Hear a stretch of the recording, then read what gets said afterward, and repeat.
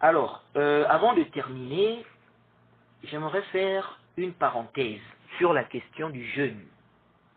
Le jeûne de Ashura et le jeûne de samedi. Alors, on a déjà parlé de la question du jeûne de samedi dans les audios. On a parlé de cela dans donc le jeûne surrogatoire le samedi. On a parlé de cela dans le Duror de l'imam Shawkani dans le chapitre du jeûne. On a fait aussi un audio d'1 heure et quelques où on a encore détaillé le sujet. Et on a fait même des écrits par rapport à cela. Alors cette année, apparemment, à Ashura, on nous dit que ça va tomber un samedi. Vous voyez. Bon, bien évidemment, on avait aussi vu que les savants divergeaient, est-ce que Ashura c'est le 9 ou le 10, mais ce n'est pas ce qui nous intéresse ici. Alors, on sait tous que les savants ont divergé en réalité concernant le jeûne de samedi. Et notre position, donc le jeûne surrogatoire de samedi, notre position c'est qu'il est interdit de jeûner le samedi. Il est interdit de jeûner le samedi. Peu importe le jeûne. Parce qu'il y a des frères qui me posent des questions. Parfois, ils ont déjà écouté même les audios. Ils viennent encore poser la question. Mais si c'est Ashura, si c'est... ma position, c'est qu'il est interdit de jeûner le jeûne de samedi. Tant que ce n'est pas un jeûne obligatoire. Ça veut dire peu importe le jeûne surrogatoire, peu importe le jeûne là, peu importe les mérites de ce jeûne là. Du moment où ce n'est pas un jeûne obligatoire, on ne jeûne pas. Que ça soit Ashura, que ça soit Arafat, du moment où ce n'est pas un jeûne obligatoire, on ne jeûne pas. Ça c'est ma position. Et le hadith est clair. Le hadith est clair. Le prophète a interdit de jeûner le jeûne de samedi, sauf le jeûne obligatoire. Le prophète n'a accepté que le jeûne obligatoire.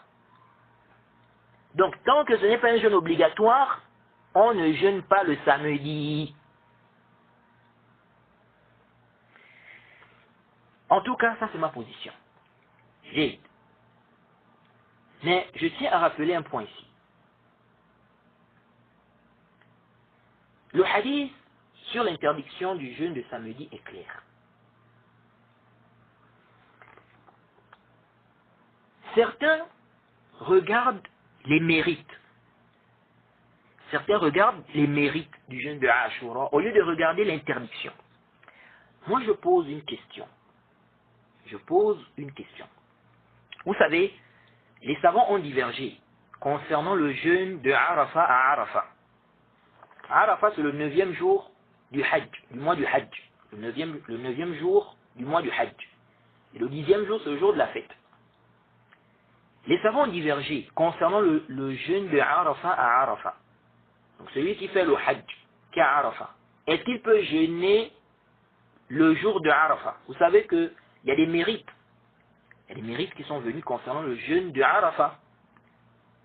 Le hadith est authentique dans le Sahih. Le jeûne de Arafat expie même les péchés de l'année antérieure. Ça, ce sont des mérites. Vous voyez ces mérites-là? Alors, les savants ont divergé concernant le jeûne de Arafat à Arafat. Donc là, on parle de celui qui est à Arafat. Celui qui fait le Hajj. Est-ce qu'il doit jeûner? La majorité des savants te disent qu'il est préférable de ne pas jeûner. Donc celui qui est à Arafat, il est préférable pour lui de ne pas jeûner. Beaucoup de savants te disent que c'est déconseillé de manière absolue. Déconseillé. Moi je pose une question. Vous avez vu, vous connaissez les mérites du jeûne de Arafat à Arafat. Est-ce que ces savants-là, qui ont dit que c'est déconseillé de manière absolue, est-ce que ces savants-là ont regardé ces mérites-là? Le jeûne de Arafat, vous avez vu les mérites? Ça expie les péchés de l'année antérieure. Mais, est-ce que ces savants-là ont regardé ces mérites-là? Ils ont dit non, bon, comme il y a ces mérites-là, donc ceux qui ont dit que c'est déconseillé de manière absolue, est-ce qu'ils ont dit, bon, comme il y a ces mérites-là, ce n'est pas déconseillé, il faut jeûner. C'est préférable même de jeûner. Non. Ils ont regardé les textes qui montrent que ce n'est pas recommandé à celui-là qui est à Arafat de jeûner. Ils ont fait précéder cela sur ces mérites-là. Vous voyez? Sachant que le prophète lui-même n'a pas jeûné à Arafat. Le prophète n'a pas jeûné à Arafat. Les gens étaient en train de diverger. Est-ce que le prophète a jeûné ou bien n'a pas jeûné? Parce que les gens connaissent qu'il y a des mérites au jeûne de Arafat. Donc les gens divergeaient. Le prophète a jeûné ou bien n'a pas jeûné? Le prophète a bu devant les gens. Il a bu pour montrer qu'il n'est pas en jeûne. En fait, il n'était pas en jeûne. Il n'était pas en jeûne. Abu Bakr n'a pas jeûné à Arafat. Ousmane n'a pas jeûné. Omar n'a pas jeûné. C'est vrai que les compagnons ont divergé. Il y a une divergence entre les compagnons. Est-ce qu'on peut jeûner, n'est-ce pas, à Arafat? Donc le jeûne de Arafat à Arafat. Vous voyez. Donc ceux-là n'ont pas jeûné. Est-ce qu'ils ont regardé ici? Non, les mérites, les mérites. Et on a même un récit d'Abi Huraira où on dit que le prophète a interdit même de jeûner le jeûne de Arafat à Arafat. Mais les savants font... il y a une divergence des savants sur l'authenticité de ce récit. Certains savants ont authentifié ce récit, d'autres ont rendu ça faible. Vous voyez. Et moi, je n'ai pas encore fait une grande recherche sur l'authenticité de ce récit pour avoir une position claire sur ça.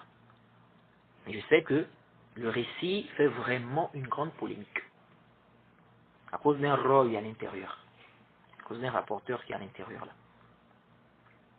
Vous voyez. Donc bref, moi je pose une question. Est-ce que ces savants-là qui ont dit que c'est déconseillé de manière absolue, est-ce que ces savants ont regardé les mérites de Arafat? Donc c'est déconseillé de manière absolue de faire, de jeûner à Arafat, le jour de Arafat. Est-ce qu'ils ont regardé les mérites? Oui. Sachant que celui qui fait le hajj, il se peut même que son hajj ne soit pas accepté. Il se peut qu'il y ait des manquements. Donc quelqu'un peut dire, oui, il y a des mérites. Profite. Est-ce que vous voyez un peu? Donc ils ont vu que c'est déconseillé de jeûner. Donc c'est ça, c'est comme ça. Le jeûne de samedi, nous disons, non, à Ashura, il y a des mérites. À Ashura, il y a des mérites. Mais si ça tombe un jour qui est interdit, on ne jeûne pas. On ne jeûne pas. On va jeûner si ça tombe les autres jours. Mais si ça tombe le samedi, on ne jeûne pas. Parce que ce n'est pas un jeûne obligatoire et le prophète est interdit. Le prophète est interdit. Parce que c'est ça le véritable problème. Les gens sont là en train de citer les mérites de Ashura. Les mérites de Ashura. Donc ils regardent plus les mérites. Eux, ils regardent l'interdiction. Non.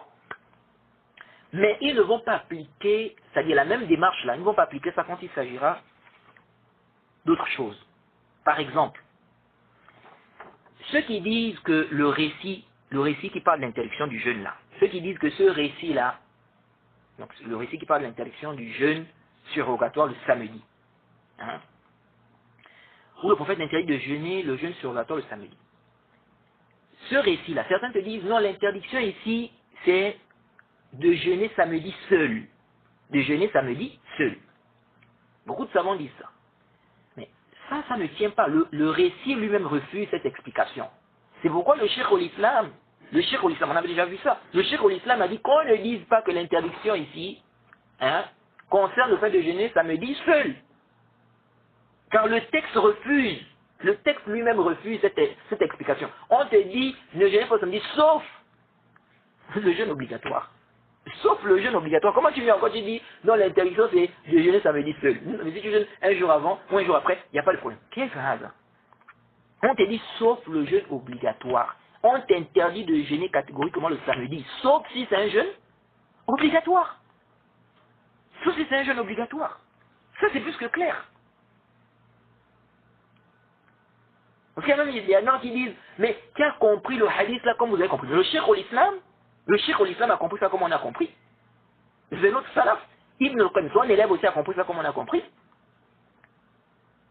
C'est pourquoi ils sont allés à dire le Cheikh al-Islam, et ils ont vu même que le récit est faible. Le Cheikh al-Islam a dit quoi? Il a même dit quoi? Il a dit le récit est soit chaz ou bien abrogé. Mais il a vu que la compréhension du récit c'est ça, c'est la compréhension qu'on a eue là. Qu'on ne jeûne pas le samedi tant que ce n'est pas un jeûne obligatoire. C'est ça la compréhension du récit là.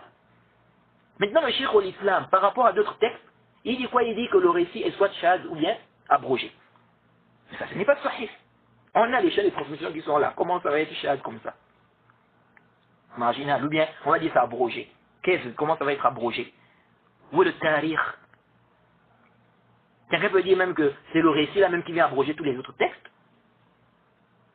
Bien sûr, on regarde même, la famille de Boussoun même aussi, ils se sont islamisés quand?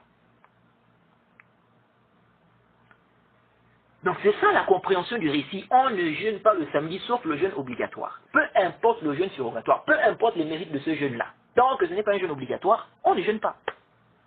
Et ceux qui disent que non, l'interdiction ici, c'est si tu jeûnes le samedi seul. Si tu jeûnes un jour avant ou un jour après, il n'y a pas de problème. On pose la question à ces gens-là. Celui qui jeûne le jeûne de Daoud, qui est le meilleur jeûne surrogatoire même, celui qui jeûne ça, mais il va forcément tomber un samedi seul. Tu fais comment ici? Toi qui dis non, l'interdiction c'est de jeûner samedi seul. Bon, tu vas faire comment ici? Disons tu commences le jeûne de Daoud, parce que le jeûne de Daoud c'est ça, non, tu jeûnes un jour, tu rends un jour. Tu jeûnes un jour, tu rends un jour. Disons que tu commences le jeûne de Daoud dimanche. Donc dimanche, tu jeûnes. Lundi, tu ne jeûnes pas. Mardi, tu jeûnes. Mercredi, tu ne jeûnes pas. Jeudi, tu jeûnes. Vendredi, tu ne jeûnes pas. Samedi, tu es censé jeûner. Et dimanche, tu es censé ne pas jeûner. Parce que tu jeûnes le jeûne de Daoud ici. Donc tu vas tomber ici un samedi seul. Donc tu vas tomber dans l'interdiction parce que tu dis non, c'est qui interdit de jeûner samedi seul. Bon, maintenant tu jeûnes le jeûne de Daoud. Quelqu'un est habitué à faire le jeûne de Daoud. Ou quelqu'un a décidé de faire le jeûne de Daoud. Il dit non, l'interdiction c'est de jeûner samedi seul. Mais tu tombes ici. Tu tombes ici le samedi seul. Tu fais comment? Tu vas ici dire, je continue parce que ce jeûne de Daoud, ou bien tu vas dire, non, j'avais dit que l'interdiction c'est de jeûner samedi seul. Et donc là, je suis tombé samedi seul, je laisse. Tu jeûnes le jeûne de Daoud. Ça tombe le 13 du mois du Hajj. Vous savez que le 11, le 12, le 13, il est interdit de jeûner. Ce sont les jours, on dit les jours de Tashriq, les jours de fête. Ça tombe, n'est-ce pas, le 13. Ça tombe le 13. Tu fais comment ici? Parce que les jours de Tashriq, on a le 11, le 12, le 13. Mais ici, là, le jeûne de Daoud, si tu jeûnes le jeûne de Daoud, et maintenant ça tombe le 13 du mois du Hajj. Donc un jour de Tashriq. Tu fais quoi ici? Tu jeûnes toujours. Et l'exemple que j'avais même donné dans l'audio d'1 heure et quelques là. Si Arafat tombe un samedi. Dimanche c'est le 10, c'est le jour de la fête. Tu fais comment? Il y a des mérites concernant le jeûne de Arafat. Tu n'as pas jeûné le vendredi. Tu fais comment ici? Tu dis non, l'interdiction c'est de jeûner samedi seul. Ok. Arafat tombe un samedi. Tu n'as pas jeûné vendredi. Et dimanche c'est le jour de la fête, le 10, il est interdit de jeûner, le jour de la fête par consensus des savants. Tu fais quoi ici? Tu vas tomber ici un samedi seul, tu fais quoi? Tu jeûnes ou bien tu laisses? Oui. Donc il faut, c'est-à-dire que quand il s'agit ici, là, ils vont maintenant, c'est-à-dire ils vont plus employer la même démarche. Mais quand il s'agit du jeûne de Ashura, là on veut, non, ici, là, on va ici. Mais vous êtes même, vous contredisez même. L'interdiction c'est de jeûner le samedi seul. Le hadith refuse ça, cette explication. Après ici, vous allez vous-même vous serez confronté à des, c'est-à-dire il y a des cas où vous allez tomber vous-même dans l'interdiction. Vous allez faire quoi? Soit vous tombez dans l'interdiction, puisque vous dites l'interdiction c'est de jeûner samedi seul, soit vous allez laisser. Mais si vous laissez, mais pourquoi ici là vous ne voulez pas laisser? Pourtant à cette mérite là, le jeûne de Daoud aussi a des mérites. Même le meilleur jeûne surrogatoire. Donc c'est pas comme ça, donc on ne va pas. Le jeûne de lundi et jeudi, il y a des mérites. Il y a des mérites. Mais ça tombe le jour de la fête. Le jour de la fête tombe un lundi ou un jeudi. Le jeûne de lundi et jeudi. Pardon, le jeûne de lundi et jeudi, il y a des mérites. Maintenant, la fête tombe un lundi ou un jeudi. Tu fais quoi? Tu vas regarder les mérites ou bien tu vas regarder l'interdiction. Oui. Donc c'est pas par ça qu'on va voir ce qui est juste ici. Je dis non, on va commencer à citer plein des mérites de Ashura, les mérites de Ashura. Non. Le problème n'est pas sur les mérites. Le problème est sur l'interdiction de jeûner le samedi. Et donc, comme on applique ce principe sur l'interdiction, on va faire procéder l'interdiction. Dans les autres cas là-bas, on doit aussi appliquer ça ici. Où est le calme? Où est l'ishkal? Et comme on avait déjà vu, celui qui délaisse une chose pour Allah, on va lui donner meilleur. Vous voyez. Donc ce n'est pas perdu. Ce n'est pas perdu. Parce qu'il y en a qui disent, oui, ben, donc on va laisser tous, c'est-à-dire tous ces mérites-là. Mais qu'est-ce que tu as fait dans les cas qu'on a cités? Qu'est-ce que tu vas faire dans les cas qu'on a cités? Tu vas laisser les mérites ou bien tu vas jeûner?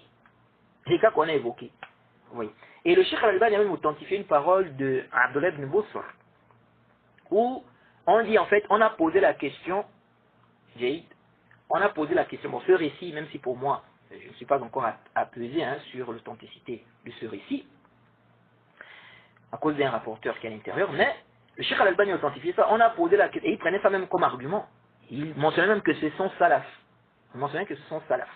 On a posé la question à Saouban concernant le jeûne de samedi. Il a dit, ça c'est dans le Nasa'i, même Nasa'i a rapporté ça dans Al-Kubra, et donc Al-Nasa'i fi Al-Kubra, on a posé la question à Saouban sur le jeûne de samedi. Qu'est-ce qu'il a dit? Il a dit, poser la question, donc dans ce récit on dit qu'on a posé la question à Saouban concernant le jeûne de samedi. Il a dit, poser la question à Abdullah ibn Busr. C'est Abdullah ibn Busr qui rapporte le hadith sur l'interdiction du jeûne de samedi, c'est la famille Busr. Donc il a demandé de poser la question à Abdullah ibn Busr. Oui, parce que le Cheikh Al-Albani il prenait même ça, il disait que c'est son salaf. C'est son salaf ici. Et on est venu lui poser la question. Donc ce compagnon-là, Abdullah ibn Busr. Et il a dit quoi? Il a dit, la laka wala alayk. Il a dit le jeûne de samedi n'est ni en ta faveur ni sur toi. Alors les gens font des polémiques sur cette parole-là. Surtout la deuxième partie, les gens aiment bien citer ça, pour dire que non, ici ça montre même que ce n'est pas interdit de manière catégorique. Mais moi je pose une question. Moi je pose une question ici. Lorsque tu as dit une adoration où tu as des récompenses, et une adoration où tu as des récompenses, est-ce qu'on va dire pour une adoration où tu as des récompenses, on va te dire ce n'est pas en ta faveur, la halaka, ce n'est pas pour toi? Vous êtes sûr de ça? C'est une adoration qui a des mérites, qui a des récompenses, le jeûne. On va te dire ici, ce n'est pas en ta faveur. Après on va nous dire, non ici là, c'est-à-dire tu n'as pas une récompense en plus. Mais non, c'est pas ce qui est apparent ici, de ce récit. Vous voyez, c'est pas ce qui est apparent. Vous voyez. Bref, à la Kulihal, ça c'était un point que je voulais rappeler, parce que les frères posent des questions, les frères, d'autres viennent avec les mérites de Ashura, et quand ça tombe, quand il s'agit de Arafat, d'autres prennent les mérites de Arafat, mais cette même démarche-là, il faut aussi appliquer ça dans les autres cas qu'on a cités. Oui. Le hadith refuse, le hadith est clair sur l'interdiction du jeûne de samedi, sauf si c'est un jeûne obligatoire. Et il n'y a aucun ishkal ici. Il n'y a aucun ishkal. Il n'y a aucun ishkal. En réalité. Alors, on s'arrête ici. Le lieu est très long. Cela nous facilite. Juste rappeler un point. Lorsque j'ai parlé, dans l'audio où j'ai parlé du jeûne de samedi, l'interdiction du jeûne de samedi, sauf si c'est un jeûne obligatoire, l'audio d'une heure et quelques, j'avais évoqué, quand j'ai parlé du consensus, le consensus qui est discutable, ce qui n'est pas discutable, j'avais dit que j'ai expressé, j'ai détaillé un aspect de cette question-là lorsque j'ai parlé du hadith de Salama. Et là, j'ai dit dans le chapitre du jeûne. C'était un lapsus. C'était plutôt dans le chapitre du Hajj. Il y a un frère qui m'a rappelé cela, qui m'a fait savoir cela. Donc c'était plutôt dans le chapitre du Hajj, et non dans le chapitre du jeûne. Alors ça fait ici, on demande qu'Allah nous facilite. Et quiconque fait scission d'avec le messager, après que le droit chemin lui est apparu, et suit un sentier autre que celui des croyants, alors nous le laisserons comme il s'est détourné, et le brûlerons dans l'enfer. Et quelle mauvaise destination!